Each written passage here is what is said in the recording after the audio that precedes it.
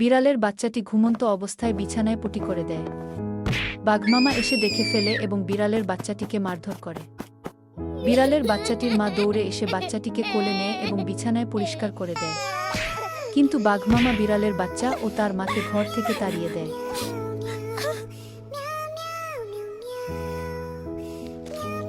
বাচ্চাটির অফিস থেকে ফিরে আসে এবং তাদেরকে নতুন বাসায় উঠায়।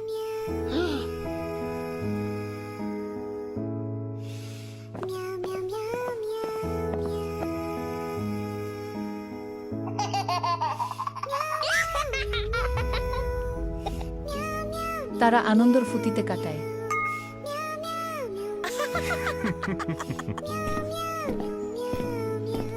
বাচ্চাটি আবার বিছানায় পটি করে দেয়, কিন্তু বাচ্চাটির বাবা তাকে কাছে টেনে নেয়।